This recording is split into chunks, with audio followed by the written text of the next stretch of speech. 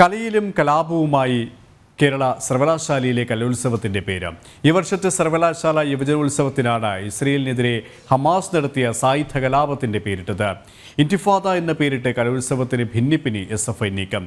വിഷയത്തിൽ നടപടിയെടുക്കുമെന്ന് VC ജനം TVയോട് പ്രതികരിച്ചു.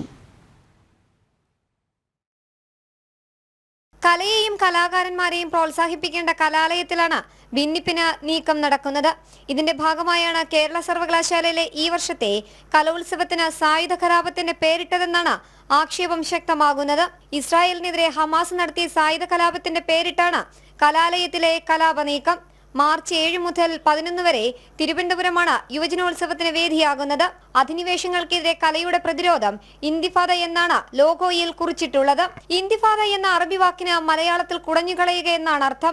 അതേസമയം ഇത്തരമൊരു അറബി പേര് നൽകി കലോത്സവത്തിന് പേരിട്ടതിൽ വിശദീകരണം തേടുമെന്ന് കേരള സർവകലാശാല vice chancellor doctor Mohan Kunnummal Janam TVയോട് പ്രതികരിച്ചു. സർവകലാശാല യൂണിയനാണ് തീരുമാനമെടുത്തിട്ടുള്ളത്. കലോത്സവം യുദ്ധമോ കലാപമോ അല്ലെന്നും അദ്ദേഹം പറഞ്ഞു. കേരള യൂണിവേഴ്സിറ്റിയുടെ കലോത്സവത്തിൻ്റെ കാര്യത്തിൽ അവർ ഒരു തരത്തിലും വൈസ് ചാൻസലറുമായിട്ട് ബന്ധപ്പെട്ടിട്ടില്ല. അതിൻ്റെ തീയതിയോ അതിൻ്റെ വെന്യൂയോ അങ്ങനെയുള്ള കാര്യങ്ങളെക്കുറിച്ച് പോലും വൈസ് ചാൻസലറുമായിട്ട് ബന്ധപ്പെടാതെയാണ് നടത്തുന്നത്.